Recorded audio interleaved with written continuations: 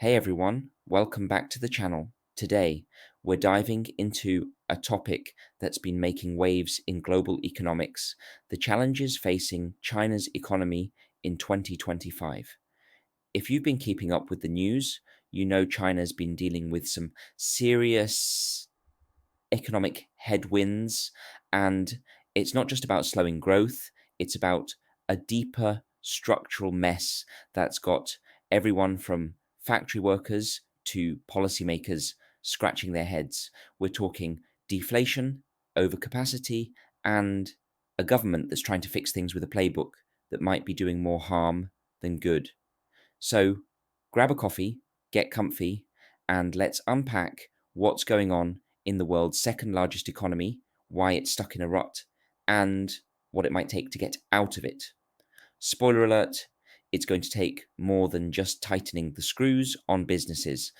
It's about loosening control and getting people to spend. Let's start with the big picture. China's economy is in a weird spot right now. For the past couple of years, it's been battling something called deflation, which is when prices keep falling across the board. Sounds great for shoppers, right? I mean, who doesn't want a shiny new electric car for under 8 grand?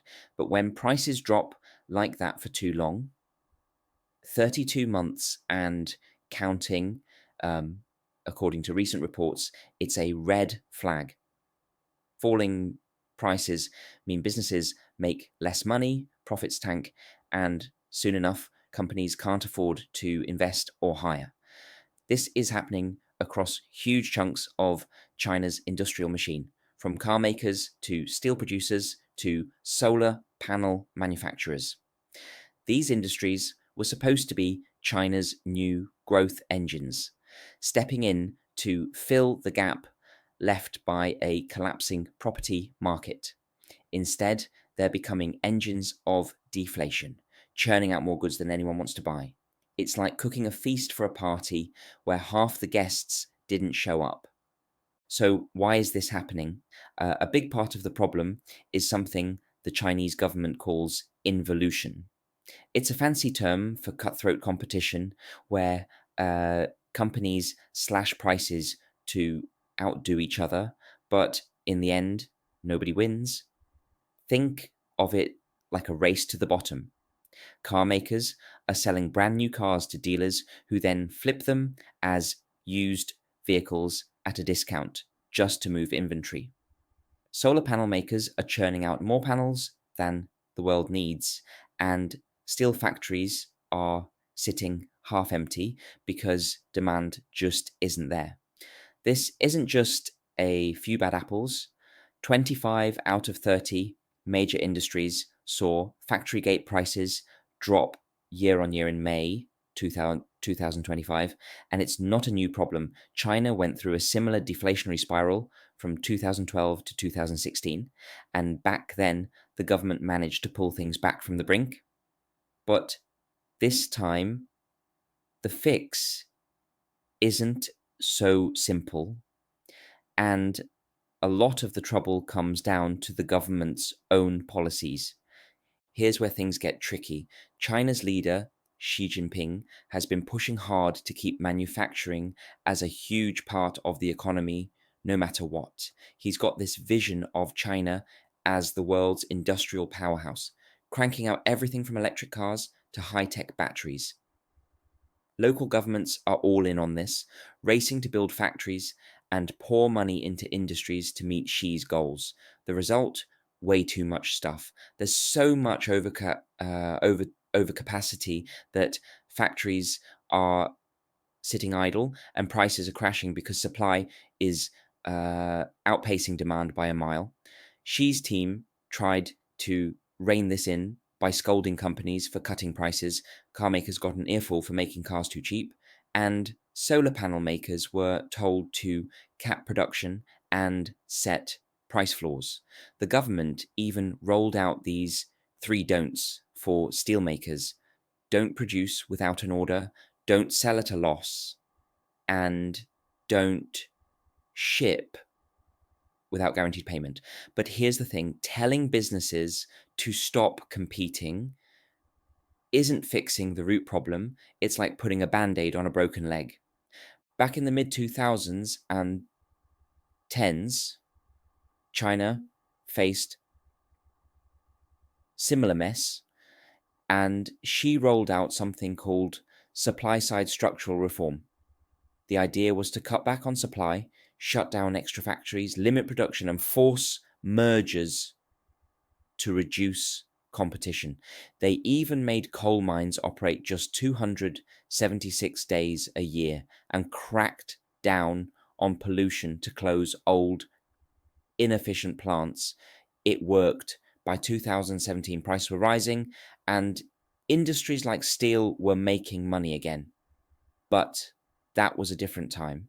Back then, the industries drowning in overcapacity were mostly big state-owned companies that the government could easily boss around.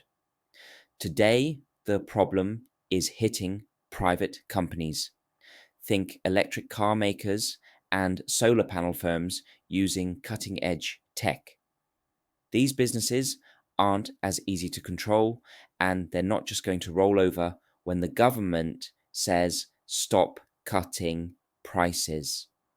Plus, a lot of these industries were supposed to be the future of China's economy, not the problem. So, trying to fix things with the same old supply side playbook is like trying to fit a square peg in a round hole.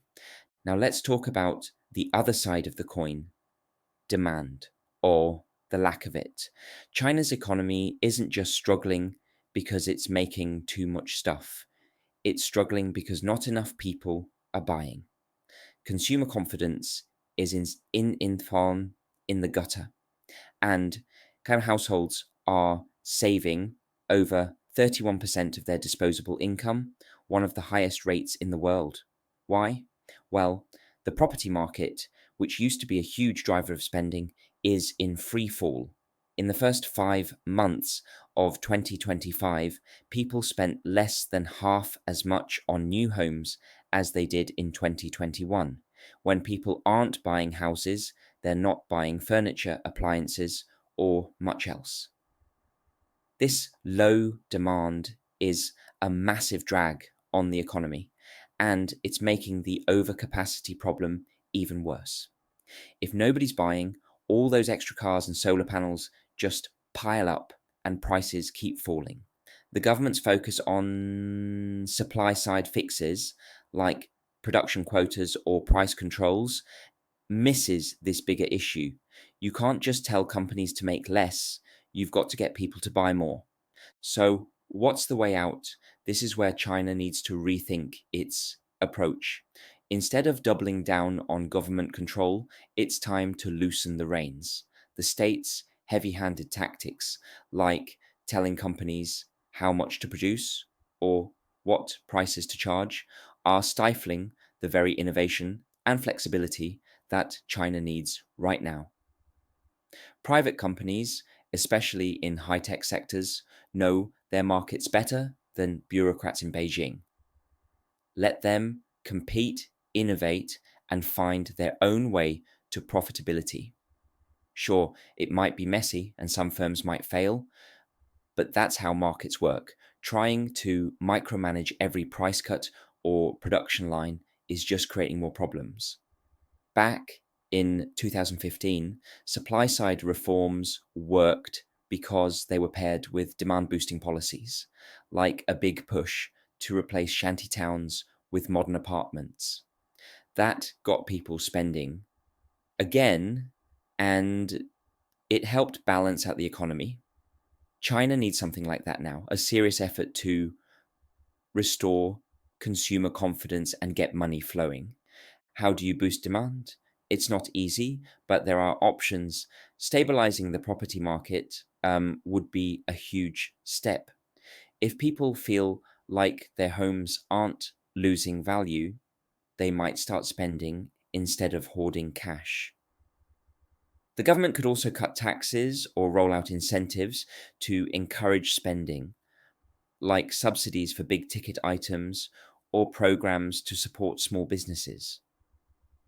Restoring consumer confidence is key, and that means showing people that the economy is on solid ground. Right now, the government's obsession with controlling supply is crowding out these demand side solutions. It's like they're trying to fix a sinking ship by rearranging the deck chairs instead of patching the hole. If China can pair supply side reforms with a real push to boost demand and step back from micromanaging every industry, it might just find a way to break this deflationary spiral. Before we wrap up, let's zoom out for a second. China's economic challenges aren't just a China problem, they're a global one. If the world's factory keeps churning out more than it can sell, it affects prices, trade, and jobs everywhere. But the solution isn't for China to shut down its factories or stop innovating. It's about finding balance, letting markets do their job, giving businesses room to breathe, and getting consumers back in the game. Xi Jinping's vision of a manufacturing powerhouse is bold, but it's not going to work if the government keeps trying to control every move. Less control, more demand. That's the recipe for getting China's economy back on track. All right, that's it for today's deep dive. What do you think? Can China turn this around, or are we looking at a longer slump? Drop your thoughts in the comments, and if you enjoyed this video, give it a thumbs up and hit that subscribe button for more breakdowns like this. Thanks for watching, and I'll catch you in the next one.